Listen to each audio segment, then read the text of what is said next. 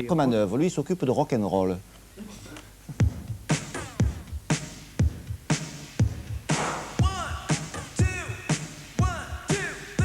Après, mesdames et messieurs, nous allons vous parler d'une célèbre comédie musicale qui avait défrayé la chronique à l'époque. Vous sont des fidèles, allez voir ce film dans les salles obscures. Au Studio Galante, qui le joue depuis 17 ans à Paris, dans le 6e arrondissement, ou dans le 5e, à la limite des deux.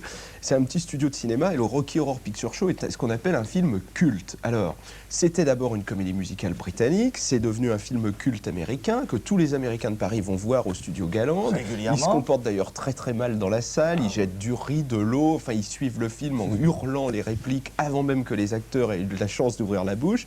Alors il fallait un petit peu redonner une chance aux acteurs et au texte, c'est ce qui vient d'être fait puisque le Rocky Horror Picture Show se joue sur scène, live comme on dit, avec des vivants, avec des vrais acteurs, au théâtre. Quel théâtre? Le Casino de Paris, et ça c'est jusqu'au 1er juillet. Alors pourquoi parlons-nous du Rocky Horror Picture Show comme ça? Mais parce que c'est quelque chose d'assez incroyable. Si les téléspectateurs ne se souviennent pas de l'intrigue, je vais essayer de la résumer rapidement. Ah non, n'essayez pas, parce qu'il n'y a pas d'intrigue, c'est difficile. Hein. Ah si, il y a une intrigue, William, vous allez voir.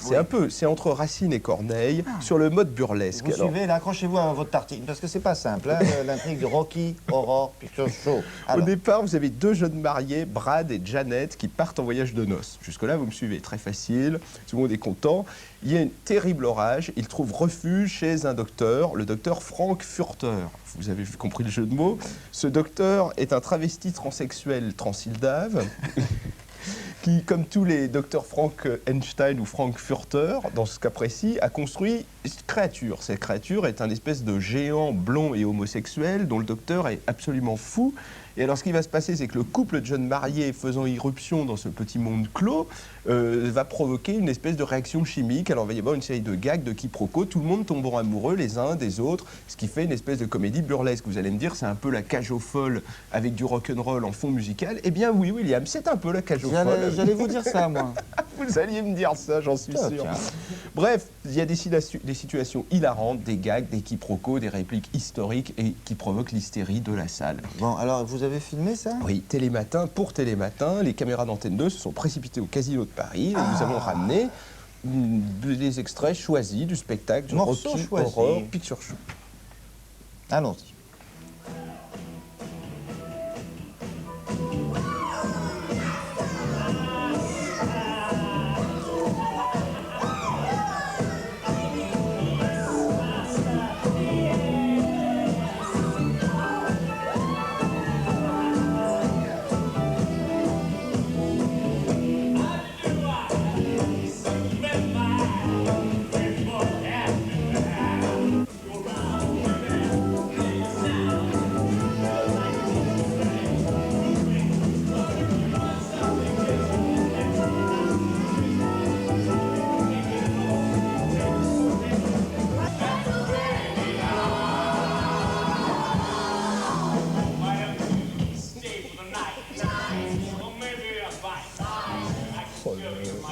Cabu à qui on ne la fait pas.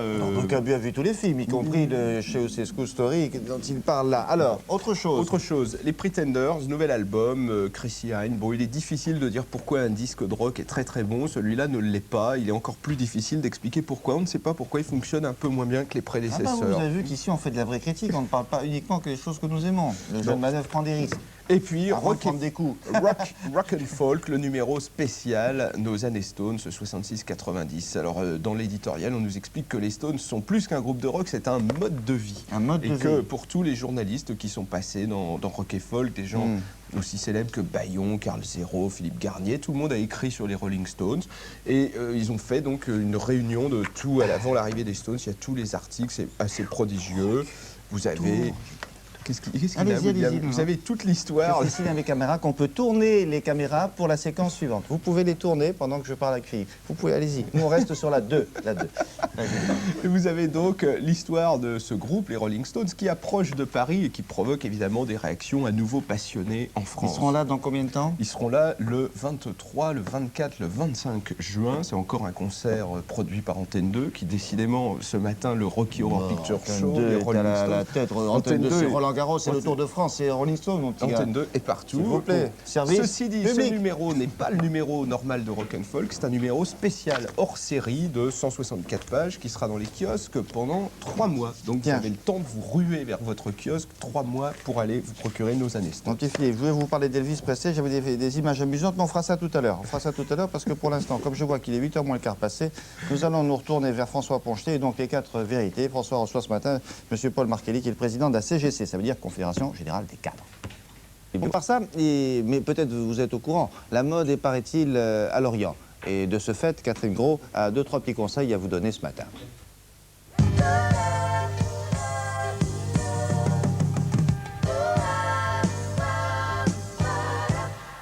Alors, si vous souhaitez être du mouvement, voici les explications de Catherine avec le matériel à l'appui. Je veux dire par là, cette belle soie qui nous vient, je suppose, des Indes, non? La soie, ça venait de là-bas. Voilà, Ou de des Chine. Indes, de Chine, du Mali.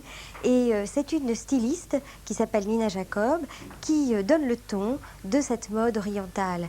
Alors, dans son espace qui est dans le Marais, elle a un décor complètement oriental avec des moustiquaires, des panières, etc. et de la laine.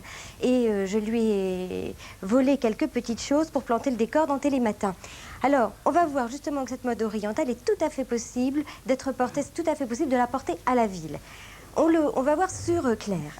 Elle porte un body, bon, c'est un body de satin jaune, jaune or, et un pantalon de forme corsaire, en satin, en soie sauvage, oui, en soie sauvage. C'est un peu moiré, donc ça brille bien. Ce sont des couleurs qui sont superbes avec le bronzage. Bon, maintenant, sur ce petit pantalon, nous allons mettre ce que l'on appelle le sarong. Le sarong, c'est la jupe qui vient de la Malaisie. C'est une petite jupe paréo, carrément. Et alors, c'est une jupe droite finalement. Donc on la porte comme ceci, on la drape énormément sur les hanches et ça donne cet effet-là. Bien. Un peu portefeuille. Un peu portefeuille, oui, tout à fait bon. Et puis là, pour souligner les hanches, eh bien, le collier que l'on est allé chiner. En principe, il y a de l'ambre là-dedans, mais enfin... Oui. Alors là, la jupe, c'est un peu couleur paprika. Bon, et là, collier comme ça qui vient se placer sur les hanches. Bon, maintenant, on peut, par-dessus, prendre, vous savez, ces fameuses petites robes de geisha à col au fessier. Et là, on ne les boutonne surtout pas. On va les porter comme des vestes, en fait, comme des vestes d'été, des vestes longues. C'est-à-dire qu'on va les garder ouvertes, comme ça, sur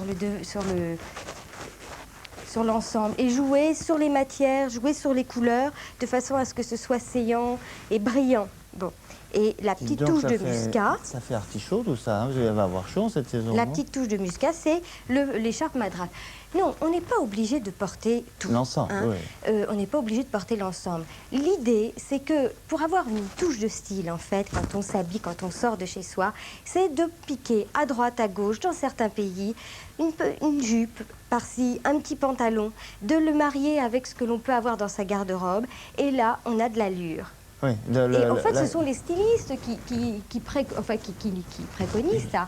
Et puis, on peut effectivement mettre un petit chapeau, mais ce petit chapeau, on peut le mettre carrément avec un tailleur.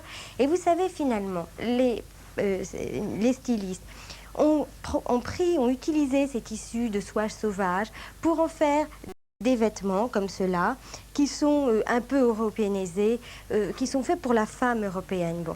Et en fait... ils se sont inspirés de ces formes de là-bas qui sont jolies, qui sont oui, alors, saillantes. Ce qui fait l'intérêt de ce genre de vêtements, c'est sa variété. À vous de créer, à vous d'imaginer avec les petits accessoires assez bon marché dont vous disposez pour pouvoir vous habiller. Très bien, j'ai compris. Merci beaucoup, ma chère Catherine, mademoiselle. Bonne journée. Je vous disais tout à l'heure, je ne sais pas si vous étiez là, avant le journal de 8 h, que j'avais des Presley à vous montrer. Ils sont prêts, les Presley, les Elvis Presley. Ce sont des faux. Alors vous allez voir, et ce sont des Presley comme s'il en pleuvait. Vous allez être surpris, il y en a beaucoup. An actor to try to become just for 20 minutes the Voilà. Elvis image. Lui a eu recours.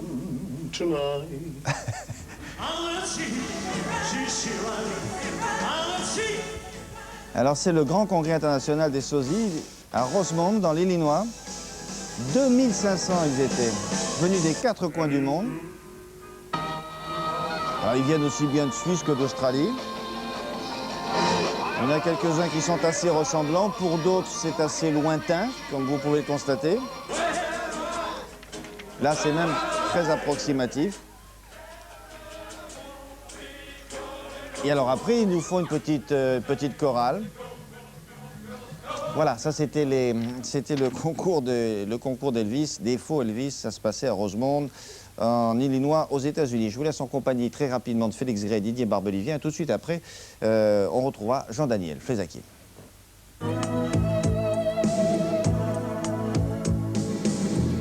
À toutes les filles que j'ai aimées avant, qui sont devenues femmes maintenant, à leur volcan de larmes, à leur torrent de charme, je suis resté adolescent. À toutes les filles que j'ai aimées avant, jardin d'enfants, aux lettres déchirées, à leurs baisers volés, je suis resté adolescent.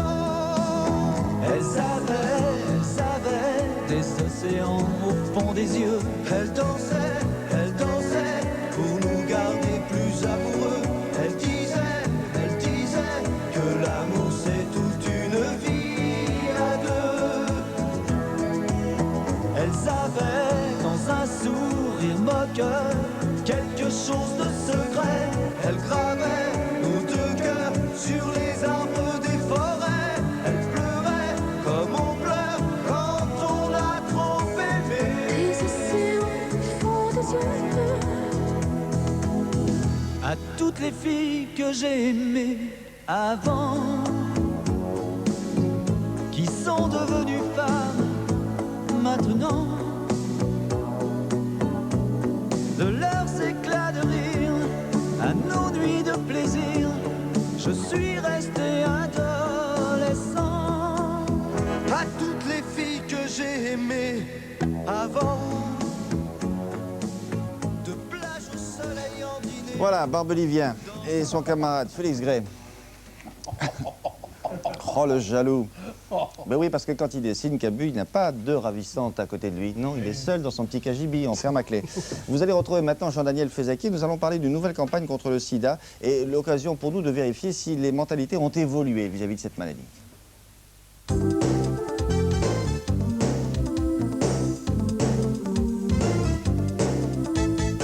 Bonjour Jean-Daniel. Bonjour William. Non seulement si les mentalités ont évolué, et puis pour savoir si on croit autant de choses fausses qu'il y a quelques années quand cette maladie est apparue. C'est vrai qu'on en parle beaucoup, on en parle énormément. Certains en parlent même, je dirais, parfois un peu trop. Ça a quitté de temps en temps l'atmosphère cloisonnée des laboratoires pour sombrer parfois dans le cloaque électoraliste.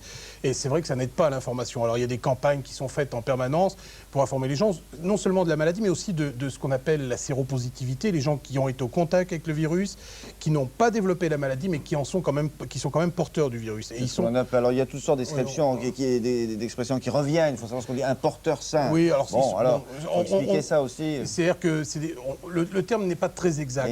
Alors ce sont des gens qui ont été au contact du virus, dont l'organisme a développé ce qu'on appelle des anticorps, c'est-à-dire un système de défense, mais qui n'a pas pu malgré tout bloquer le virus. Et ces personnes, on les appelle aujourd'hui d'un vocable séropositif, qui n'est peut-être pas un vocable heureux, mais enfin ils ne sont pas malades, mais ils sont contaminés par le virus. Il est dormant. Voilà, et il y en a au moins 250 000 en France. Ces personnes, il y en a au moins 250 000 en France, et on ne sait pas très bien combien d'entre elles développeront la maladie. On espère qu'avec les progrès, d'ailleurs, elles sont très peu à développer la maladie. Alors je vous montre un des 3 clips. Ça démarre ce soir, c'est sur Antenne 2. Ce sont des témoignages vrais, je précise, ce sont des témoignages vrais de gens qui ont accepté de parler face à une caméra. On regarde tout de suite le premier exemple. En 1986, j'ai appris ma séropositivité. Je me suis dit, ça y est, je vais mourir demain. Bon, maintenant, je suis sous traitement AZT depuis plus d'1 an. Ça va vraiment beaucoup mieux. Au début, je voulais pas en parler, j'avais trop peur de ce qu'on pourrait dire sur moi.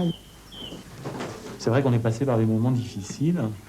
Donc ce qui nous a sauvés, c'est de pouvoir en parler avec d'autres. Par exemple, Patricia, tu nous as beaucoup aidés. sans dramatiser les choses. Et puis il y a Georgette. Je peux appeler à n'importe quel moment, du jour ou de la nuit, si ça va pas. Georgette est toujours présente pour m'aider. L'amitié, c'est ça. Hein? Ça se compte pas. Et Sylvie, elle a le sida, et bon, ben, elle a le sida. Et pourquoi je n'irai pas avec elle? Pourquoi je l'embrasserai pas? Parce qu'elle a le sida. Il n'y a pas de raison. Et puis, il faut aimer les gens comme ils sont. Avec une maladie, sans maladie, ça ne retire pas leur valeur, même s'ils sont malades. Mais c'est vrai que la maladie, on n'y pense plus comme avant. Hein. Et ça, c'est tout récent, ça s'est acquis avec le temps. Quoi. Et grâce à tous les gens qui sont là. Oui. Aujourd'hui en France, plusieurs milliers de personnes sont séropositives ou malades du sida. Aujourd'hui, chacun de nous peut les aider à vivre. De lutte contre le sida. Alors, cette jeune femme, vous ne l'avez peut-être pas très bien entendu, disait « je suis sous traitement AZT oui, ». Alors, il faut dire un tout petit mot là-dessus. Alors, l'AZT, c'était jusqu'à il y a peu le seul médicament qu'on pouvait utiliser pour essayer de retarder l'apparition de la maladie. Depuis quelques mois, un nouveau médicament, le DDI, était expérimenté aux États-Unis et en France, mais pour l'instant, on n'en est qu'aux phases préliminaires. Alors, mais il y a encore un certain nombre d'idées, vraies ou fausses, qui circulent sur cette maladie. Alors, il faut s'en débarrasser ou il faut en faire le recensement. Je ne sais pas si on a le temps ce matin, mais on peut en dire 2, 3. Oui, alors, il y a une chose qui est importante, justement. C'est que là, actuellement, en France, à peu près 8 personnes sur 10 disent on est prêt à travailler près d'un séropositif, prêt à manger avec lui, prêt à vivre près de lui. On est le pays, en théorie, le plus tolérant d'Europe. Mais alors, dès qu'on arrive dans des domaines affectifs, par exemple, confieriez-vous votre enfant à une personne séropositive, il n'y a plus que 6 Français sur 10. Ça chute. Alors, ils ont tort ou ils ont raison? Parce que ils ont tort, et ils ont d'autant tort, et comme vous le soulignez, il y a une série d'idées fausses qui restent. Il y a des poches de résistance, il y a des gens qui croient encore que les moustiques peuvent transmettre la maladie, alors qu'on sait que c'est parfaitement faux. Et il y a des gens qui pensent que certains pensent... La salive, la transpiration, tout ça, c'est faux. Le malheur, c'est que ça a été dit un jour, de façon, je dirais, polémique dans une émission politique, que ça n'a pas été suffisamment contré sur le moment et que cette idée, cette espèce de germe a continué à proliférer alors qu'il n'y a aucune raison de croire ça. C'est le sang, et c'est par voie sexuelle. Les moustiques n'y sont pour rien, le verre d'eau n'y est pour rien, la salive, la transpiration n'y sont pour rien. C'est un virus extrêmement fragile, on n'attrape pas le virus du sida en serrant la main de quelqu'un qui est séropositif. Et il faut que cette information progresse parce qu'il y a 250 000 à 300 000 personnes qui sont séropositives en France et actuellement on risque de les exclure. Et l'exclusion est la chose. Puis on commencera par les malades du sida, puis après ce sera les malades du cancer, puis après ce sera la couleur de la peau, puis après ce sera quoi? C'est vraiment un véritable problème de société qui se pose aujourd'hui. Il faut que l'information passe. Et cette campagne commence ce soir, sur ce même thème, c'est-à-dire des interviews de gens qui sont atteints de témoignages. Et sur Antenne 2. D'accord, merci beaucoup Jean-Daniel. On va retrouver la petite Tati Truc, il y a des choses à nous montrer. Venez me rejoindre, ma petite Tati.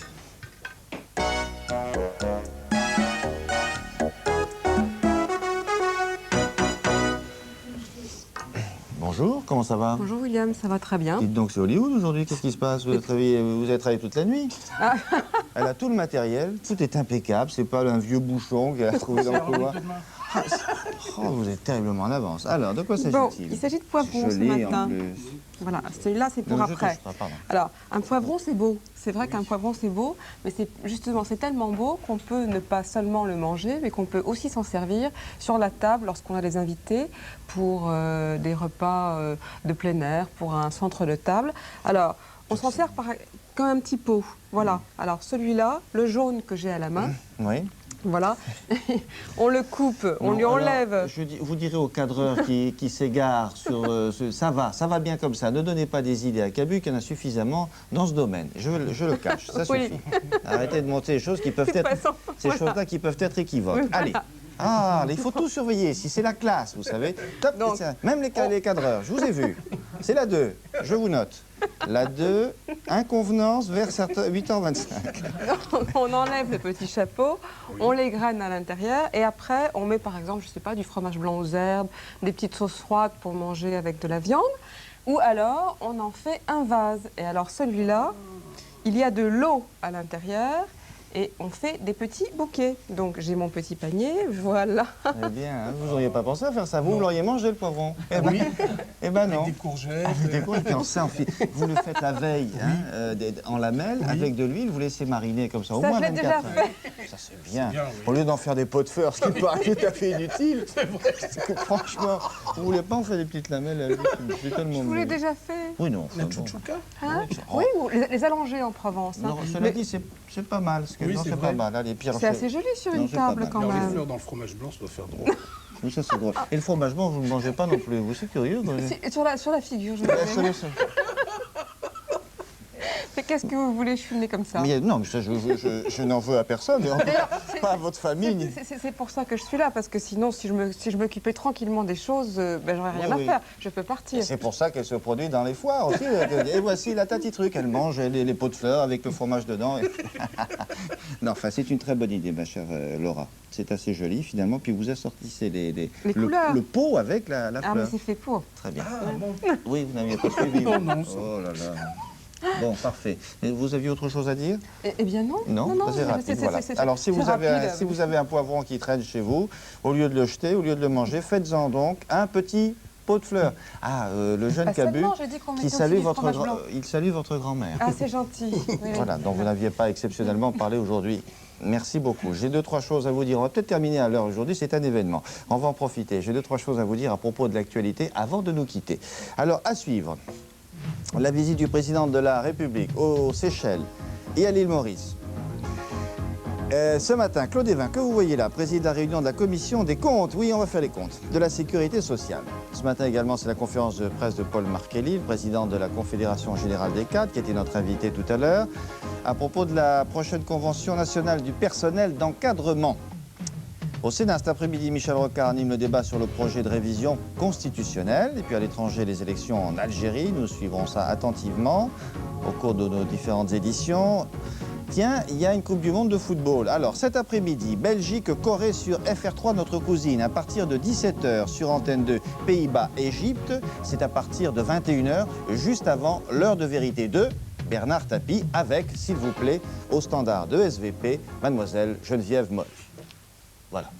Merci à tous de nous avoir. Je vous dis ça parce que Geneviève Boll est rédacteur en chef de Télématin. C'est elle qui s'occupe de toutes ces éditions que vous suivez attentivement depuis 6h30. J'en suis convaincu. Je vous souhaite une excellente journée. Si vous revenez demain, soyez sûr que nous serons là avec de nouvelles idées. Au revoir à tous.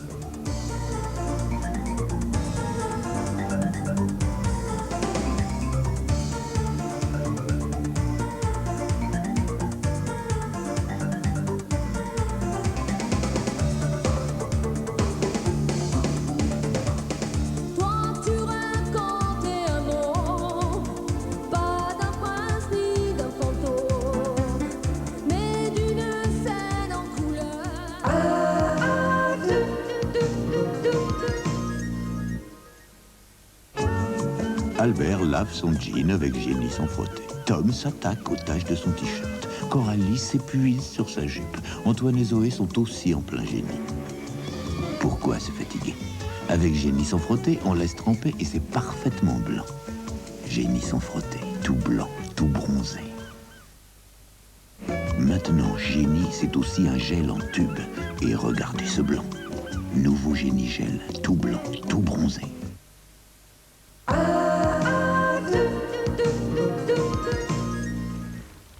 Avec Télématin, emploi des cadres, 1500 offres en permanence sur votre Minitel 3615, code A2.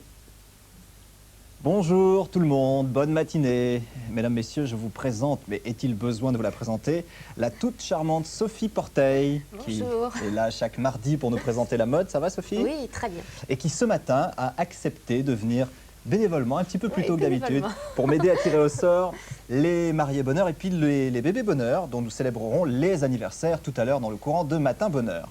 Donc Sophie, tu es prête? Ah, je suis prête. Allez, on commence avec toi. Alors, je cherche.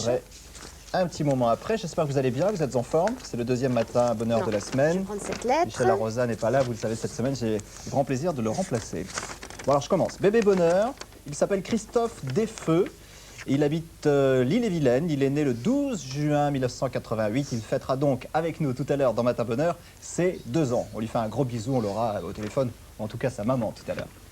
Sophie? Et alors moi, c'est monsieur et madame Denisot qui fêtent leurs 25 ans de mariage et qui habitent 93 160 à Noisy-le-Grand. Denisot. Ils sont mariés le 12 juin 65.